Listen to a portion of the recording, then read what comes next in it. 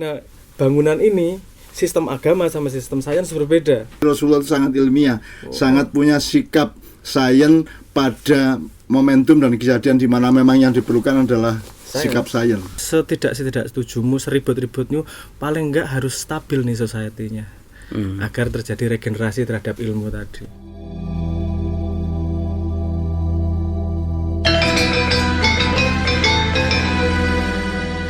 Assalamualaikum warahmatullahi wabarakatuh. Waalaikumsalam. Teman-teman semua, pada kesempatan ini kita akan coba kembali ke Mas Abrang untuk memberikan penegasan-penegasan yang penting buat kita semua, gitu ya. Oke, Mas Abrang. Mungkin tentang attitude science itu tadi. Iya, gimana? Mungkin Simba nanti bisa nyambung tentang dengan attitude dengan akhlak gitu kan, mirip apa namanya konsepnya dekat itu.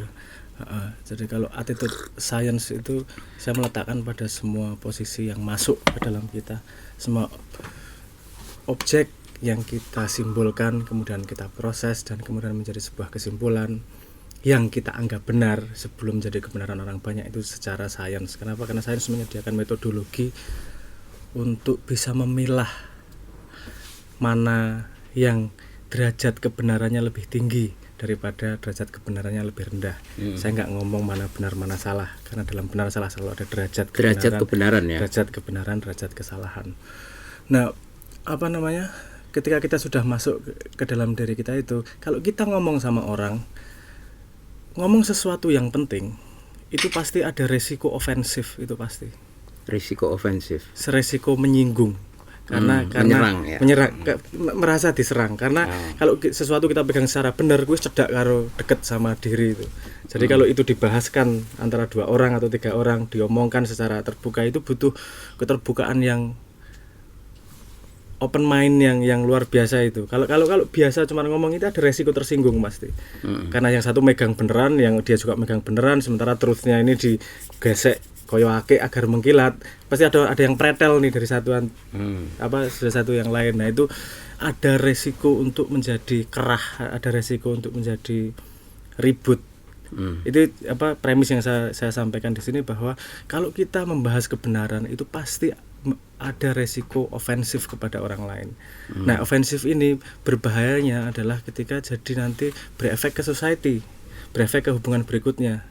Mengobrol sama-sama mencari kebenaran terus hilang pertemanannya hanya karena ketidakpersetujuan, hanya karena perbedaan, kebaikannya jadi nggak kelihatan semua, misalnya gitu. Nah, itu baseline itu yang diantisipasi oleh agama, bahwa kemudian kalau keluar pakai attitude agama adalah salah satunya menghargai bahwa dia makhluk Tuhan yang punya kebenaran, punya kesucian sendiri, yang punya independennya sendiri, punya perjalanan pribadinya dengan Tuhannya. Jadi ngobrol itu bukan saling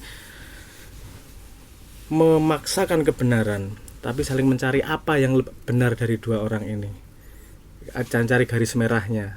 Karena kalau kebenaran Tuhan, premisnya Tuhan kan maha, jadi kebenaran pasti berlaku pada sepanjang waktu, berlaku selebar ruang, dan berlaku di kebanyakan orang. Kalau satu melihat dari sudut sini, dia bisa melihat dari sudut sana. Ada yang konsepku ada yang salah, konsep dia ada yang salah, itu digesek masing-masing dengan cara sopan untuk menghindarkan itu tadi, ofensif, untuk menghindarkan keributan itu. Karena menurut saya agama memberi antisipasi kepada baseline dalam society. Setidak setujumu, seribut-ributnya, paling enggak harus stabil nih society-nya, agar terjadi regenerasi terhadap ilmu tadi. Apa itu disebut manajemen, manajemen kebenaran atau bagaimana? Kalau kebenaran sendiri kan gini, kalau kebenaran pribadi pasti tidak ada yang sama nih sedunia. Tapi kalau kebenaran bersama, pasti ada kebenaran pribadi yang diturunkan untuk bergabung pada kebenaran yang sama-sama kita iakan ini kan. Nah, pada kadang-kadang ini rodok geseh-geseh nih satu orang sama orang yang lain. Agama melihatnya panjang nih, nggak masalah, tapi yang penting nggak masalah perbedaan, tapi stabil loh, agar generasi berikutnya batun loh. Ya. Dan tandanya harus robun ghafur. Kalau kita nggak stabil kan Allah menjadi belum pasti memaafkan. Belum tentu ghafur ya. Nah, saya mungkin nyambung dengan idiom keseharian atau terminologi sangat sederhana yang dipakai di Ma'iyah selama ini. Misalnya ada tiga level kebenaran, benernya sendiri, benernya orang banyak, bener yang sejati tadi. Ya. Kemudian itu untuk memanage kehati-hatian kita terhadap apa yang kita anggap benar. Ya. Nomor 2, kita di Ma'iyah punya kebiasaan untuk tidak memaksakan kebenaran atau terlalu banyak ngomong kebenaran. Kita punya kepercayaan bahwa benar itu kamu simpen di sini, keluarnya itu baik. Jadi keluarnya itu kebaikan. Nah, kebaikan itu bisa keseimbangan, bisa kelayakan, keawetan, bisa dengan teori silaturahmi, dengan teori macam-macam. Tapi pokoknya, atau idiom lain kan yang kita biasa itu kan, kamu bener itu kan urusan dapurmu, urusan pawon. Tapi itu belum tuh bisa kamu suguhkan. Jadi ada warungnya, ada dapurnya. Nah, kebenaran tuh letaknya di dapur. Nah, jangan semua yang di dapur kamu keluarkan, pisaunya, wajannya, penggorengannya, enggak usah kamu keluarkan. Merek apa enggak usah kamu persoalkan. Yang penting suguhannya kepada orang lain enak, sehat dan enak. Nah, itu yang dimaksud Sabrang menurut saya adalah bahwa agama itu memberikan panduan bahwa sebenar apapun kamu atau seberbeda apapun kebenaran di antara kalian, tapi outputnya harus merupakan kebaikan, keseimbangan society tadi, atau stabilitas itu. Artinya kalau kita bicara ruang publik itu Mas, berarti sesungguhnya orang masuk ke ruang publik itu harus dengan kesadaran itu ya, tidak boleh menjejalkan secara egois kebenaran yang sudah diyakini sedemikian rupa tanpa ada dipandu oleh kewaspadaan itu. Saya kira bekal utama yang disebut religion attitude itu misalnya gini, saya disuruh pengajian, saya disuruh ceramah, saya harus ingat sejak awal bahwa semua mereka yang akan saya ketemu ini adalah orang yang punya keyakinan dan kebenarannya masing-masing. Nah, saya akan membawa kebenaran saya, maka harus ada sopan santun, harus ada etika, harus ada dialektika yang seimbang dan aman satu sama lain. Jangan sampai yang saya omongkan itu akan menabrak dan memaksa seseorang atau menyalah-nyalahkan seseorang yang lain yang bermacam-macam. Jadi saya kira itu panduan itu adalah panduan dari religion attitude. Jadi itu namanya kerendahan hati, itu namanya tawadhu, itu namanya tasamuh, gitu, toleransi, gitu. Tawasud juga. Bahkan kalau menurut Allah langsung, kalau misalnya ud'u ila sabili rabbika bil hikmah, ya. Memanggil itu artinya bisa berceramah, bisa mulang, bisa mengajar di kelas, bisa bergaul di pasar, bisa apapun. Keluarnya itu harus bil hikmah, tidak hanya baik tapi bijaksana. Jadi Allah tidak menyebut bil khair atau bil haqqi, enggak ada ud'u ila sabili rabbika bil haqqi atau bil khairi atau bil bisyar'i, juga enggak ada. Yang ada ud'u ila sabili rabbika bil hikmah. Nah, kebijaksanaan itu menurut saya adalah satu kristal atau esensialisasi dari dari komprehensi bahan-bahannya yang benar, yang baik dan seterusnya, kita teteskan menjadi sesuatu yang sudah bijaksana. Jadi orang itu, ajaran utama agama adalah membijaksanai keadaan. Jadi ngomong apapun kalau bisa bijaksana. Jadi jangan nyakitin, jangan mengintervensi, jangan memaksakan pendapat dan seterusnya. Itu kita mulai dengan sebelum kita ngomong kepada orang, itu kita harus tahu bahwa dia punya kebenaran sendiri loh, dia punya pendapat sendiri loh.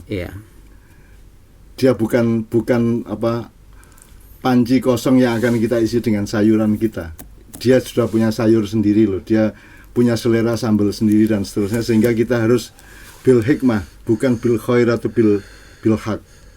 Jadi nah itu yang disebut religion. Bahkan positioning psikologinya sudah disediakan agama. Kalaupun tidak paham konsep ini secara detail, itu kecil-kecilnya untuk pada conditioning itu, pada kuda-kuda itu sudah disediakan agama, banyak banget contohnya. Kalau kita misalnya apa? Misalnya gini, semua doa Nabi itu tidak ada yang ngomong bahwa dirinya pandai, dirinya baik loh. Pasti ngomong aku orang yang dolim, aku orang yang buruk, aku orang yang tidak tahu apa-apa. Selalu menunjukkan bahwa dirinya adalah bukan kebenarannya, bahwa dia mendefinisikan dirinya pada justru ketidaktahuannya. Jadi, kalau kita ketemu orang pada tapi kuda-kuda itu tergantung, Bang. Jadi kalau Sabrang ngomong dia adalah orang bodoh, itu adalah kerendahan hati. Tapi kalau saya yang ngomong Sabrang itu bodoh, itu beda cerita. Beda cerita, itu bullying, itu penistaan, merendahkan dan seterusnya. Nah, ini positioning seperti ini namanya agama sebenarnya. Oke. Gitu. Jadi kalau jadi aslinya kan tidak ada orang yang tidak menjalani agama. Mungkin dia tidak bersahadat, dia tidak mengakui Tuhan, oke. Tapi dalam kehidupan sesama makhluk Tuhan sama manusia, bahkan kepada tanaman pun kita beragama. Artinya kita harus punya kebijaksanaan terhadap benih, terhadap tanah, terhadap tanaman. Jadi tidak mungkin ada orang yang tidak beragama. Kuah perilaku loh ya. Kuah dialektika sosial. Kalau saya bertanya seperti ini, mungkin Mas Sabrang bisa nggak menceritakan dari kalangan saintis, entah itu individu atau kelompok yang juga mungkin tanpa kita tahu atau kita sadari sesungguhnya dia itu menerapkan religion attitude juga. Kalau kita melakukan eksperimen dalam sains, melakukan eksperimen dalam sains, dan kita sudah punya kepercayaan terhadap outputnya, itu jadi bias loh. Nanti kita akan melihat data yang mendukung apa yang sudah kita pikirkan. Jadi berangkatnya emang harus nggak tahu apa-apa berangkatnya. Kayaknya gini eksperimen. Bekalnya adalah tawaduk, bekalnya adalah kerendahan hati.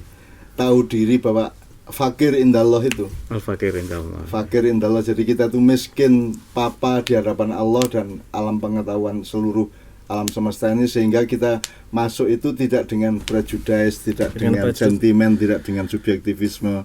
Nah kan kita mengalami banyak penelitian yang hanya dipakai untuk melegitimasi asumsi kan gitu. Kita sudah punya paket dulu, terus kita cari bukti-buktinya, dan penelitiannya adalah sebenarnya terbalik. Seharusnya meneliti untuk menemukan kebenaran, ini enggak, sudah punya kebenaran terus dicarikan penelitian untuk mendukung kebenaran yang pasti benernya sendiri. Yang pasti itu benar subjektif kan gitu. Atau mungkin maksud saya seperti ini. Jadi ada seorang ilmuwan, tapi di dalam kesehariannya, di dalam dia berinteraksi dengan orang lain tuh dia perilakunya religion attitude.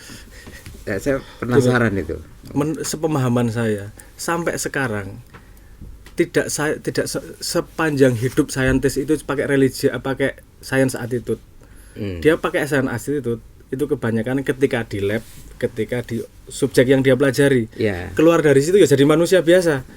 Maksudnya padahal pertanyaannya Helmi, apakah di dalam proses menjadi ilmuwan itu pun ada faktor agama? Iya. Ini tadi saya ngomong presentasinya bahwa saintis pun tidak pakai science attitude setiap hari pada hidupnya. Di kebanyakan hanya ketika menghadapi objeknya, ketika eksperimen dia saintis attitude-nya kepegang bener nih. Padahal saintis sendiri pada filsafat ilmunya juga pengen ngajak itu tuh. Bahwa kamu setiap hari juga perlu saintis attitude tuh. Nah, ini faktanya tidak begitu, bahwa ada keputusan-keputusan yang memang bukan saintis attitude sebenarnya. Itu justru misalnya gini. Kalau kita lihat sejarahnya, sains kan tujuannya sederhana nih, mencari kebenaran. Mana yang paling benar terhadap ini oversimplifikasi ya. Walaupun sebenarnya yang sains kebenaran yang dicari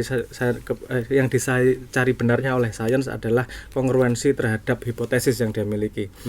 Tapi ada nilai bersama untuk pengen cari mana yang lebih benar, datangnya dari mana? Itu sebelum ada sains, agama ngajarin itu tuh. Ngajarin ayo mencari truth nih, mencari kebenaran nih, walaupun metodologinya belum sains nih. Jadi tapi sudah didorong ke sana gitu ya. Itu cara berpikir mencari kebenaran itu tidak serta-merta sejak zaman dulu ada itu. Kalau kita ngomong prasejarah sebelum agama, nomor satu paling kelihatannya bukan mencari kebenaran, nggak cukup energinya untuk cari kebenaran.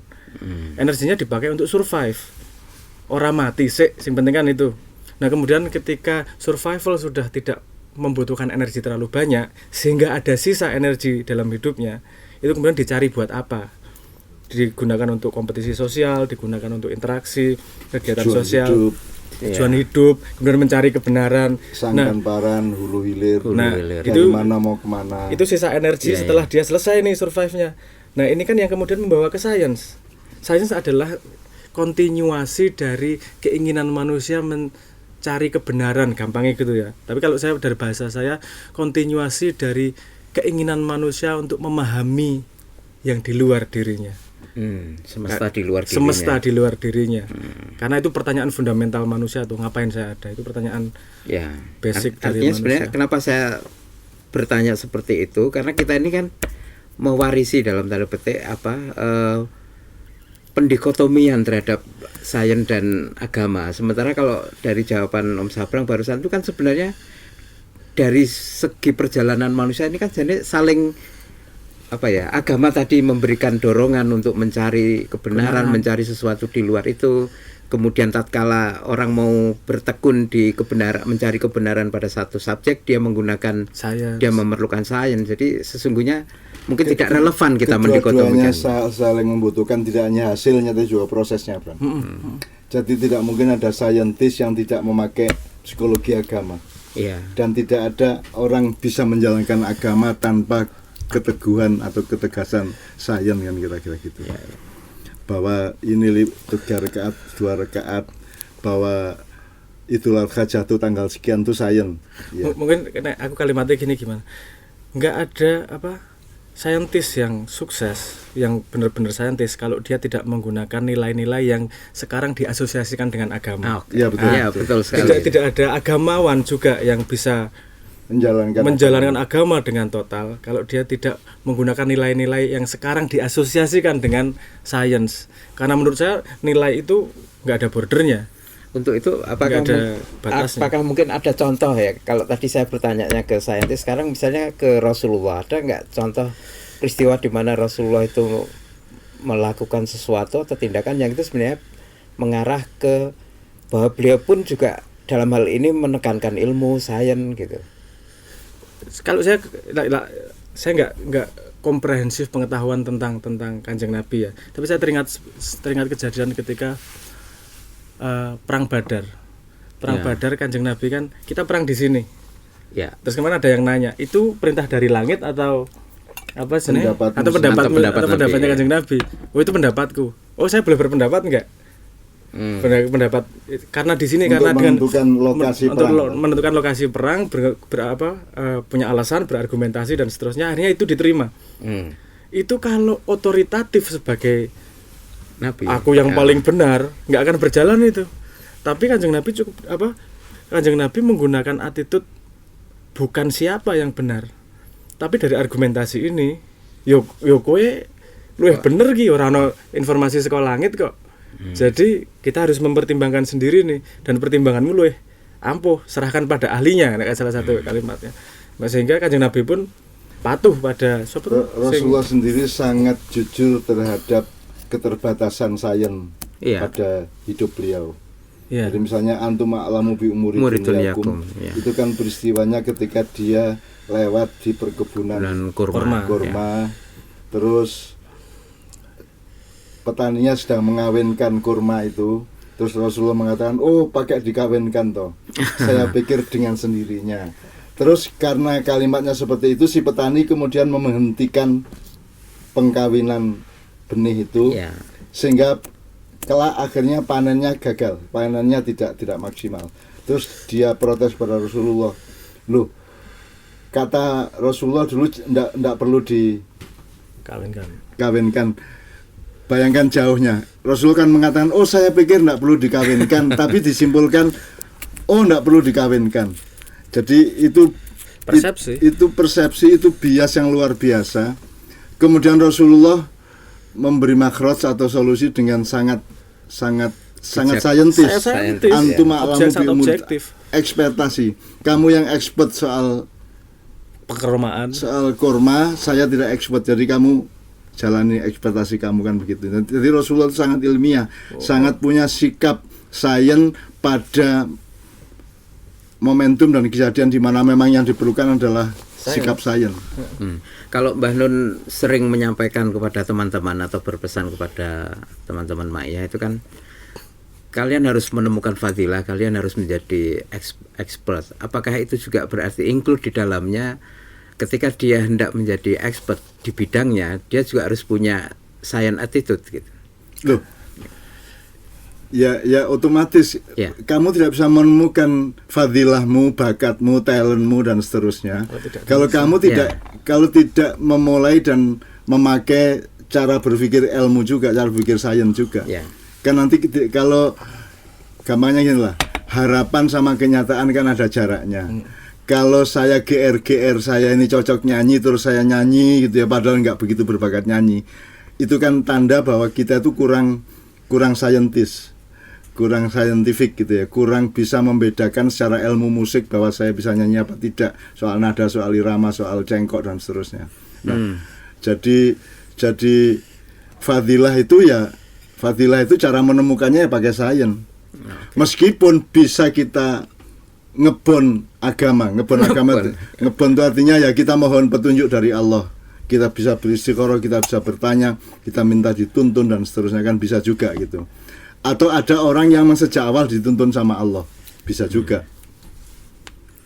gitu. Kalau silakan. Orang ini tadi ada Simbang ada ngomong kunci dari harapan ke kenyataan. Cara antara harapan ke kenyataan. Apa yang aku inginkan, terus kenyataannya seperti apa. Nah, letak sains kan memberi metodologi itu. Aku harapannya seperti ini, aku bikin teori nih. Kenyataannya kayak gini. Oh, kemudian dia bisa menganalisa kenapa harapanku sama kenyataannya ada jarak nih. Kalau dia tidak punya teori di tengahnya, dia nggak akan bisa menganalisa. Isunya nyalah ke. Karena dia tidak punya framework, dia tidak tahu betul apa yang dia lakukan. Cuman berjudi. Kalau dia punya teori betul, oh aku gini karena gini, terus ternyata harapanku kok jaraknya jauh sama kenyataan. Ada yang salah nih dengan teoriku pasti. Dia dandani, dicoba lagi, semakin dekat, dia dandani, dicoba lagi, semakin dekat. Nah, itu gini, misalnya, salah satu, saya agak belok sedikit ke pendidikan. Pendidikan kita kan mengajarkan untuk sukses. Ya. Padahal di sains, enggak di sains ya, di semua dalam kehidupan, yang paling penting kan bukan posisi suksesnya, tapi posisi ketahanan menghadapi kegagalan. Kalau kamu gagal, itu adalah proses menuju sukses, itu bukan jalan yang salah, bukan pilihan ganda A, B, C. Tapi ketika kamu gagal, kamu benerin teorimu, coba lagi, sampai menuju keberhasilan. Tidak ada keberhasilan yang tidak berangkat dari kegagalan. Yeah. Kalau diperluas secara filosofi dan spiritualitas ya, kan hidup ini sementara, padahal jangkauan kita kan keabadian. Yeah. Maka harus ada maintenance di antara kesementaraan dan keabadian. Maka setiap orang harus misalnya berpikir, saya menghindari hal-hal yang sifatnya terlalu sementara. Misalnya saya tidak akan membeli hal-hal yang tidak awet, misalnya gitu ya. Atau saya melakukan hal-hal atau menjalani karier atau apapun yang sifatnya lebih abadi dan sifatnya tidak sementara. Jadi itu juga sebenarnya sains untuk mempelajari agama juga, Bang. Karena sekarang kita tanya Sabrang, sebenarnya beda utama jangkauan sains dengan agama itu bedanya apa? Ya. Beda jangkauannya, Bang. Ini lagi-lagi garis bawahi bahwa itu dua sistem narasi realitas yang berbeda. Jadi mereka premisnya berbeda. Sing aku rada komplain itu biasanya analoginya gini. Kamu komplain sama mobil karena dia tidak bisa bikin kopi. Itu kan absurd itu. Memang dia tidak dibuat untuk nggak kopi, dia dibuat untuk perjalanan. Gitu juga dengan agama dan sains. Kowe jangan menilai kebenaran sains seperti bagaimana kebenaran agama, bagaimana sains mendefinisikan kebenarannya. Nah, dari sistem yang berbeda tersebut menghasilkan output yang berbeda juga, efek yang berbeda juga. Sains sangat efektif untuk menghitung hal-hal yang bisa dibuktikan. Kayak apa gini? Dia bikin eksperimen, dia bikin teori, terus kemudian karena salah satu premis dalam logika kebenarannya adalah itu bisa dibuktikan, berarti jaraknya harus tidak terlalu panjang. Dan dia yang bisa dijangkau oleh manusia. Yeah. Sehingga dia limitnya di situ. Agama karena premis aksiomanya tidak pada sesuatu yang kamu ketahui, tapi dari yang tidak diketahui gue yang dikandani, dia bisa menembus sampai misalnya setelah kematian. Sains tidak mungkin bisa bikin teori setelah kematian consciousness seperti apa. Yang jadi, bisa informasi mengenai mungkar nakir, pengadilan di kuburan, terus alam barzah, terus siksa kubur, macam-macam, itu semua kan sama sekali tidak diakui secara sains kan gitu kan. Itu kan informasi agama. Mungkin karena memang sains tidak mungkin menembus itu. Sains tidak bisa punya metodologi untuk bisa membuktikan kebenaran premis itu. Itu saya nggak ngomong kelebihan, saya nggak ngomong kekurangan sains juga, karena memang sains membangun narasi realitasnya kayak gini. Dalam sebuah narasi realitas kan ada beberapa komponen dasar nih. Ada aksioma, sesuatu yang dipercayai tanpa pertanyaan, nggak usah dibuktikan, itu aksioma. Aksioma dikumpulkan menjadi teorema, teorema lagi dikumpulkan lagi menjadi law, jadi hukum dan seterusnya.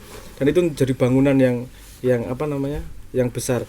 Nah, bangunan ini sistem agama sama sistem sains berbeda. Sistem sains pakai logika deduksinya, logika cara mencari kebenarannya itu dengan eksperimen, dengan metode ilmiah. Arep ngomong setelah mati, gue nggak bisa eksperimen ini, nggak bisa nggak bisa diteliti.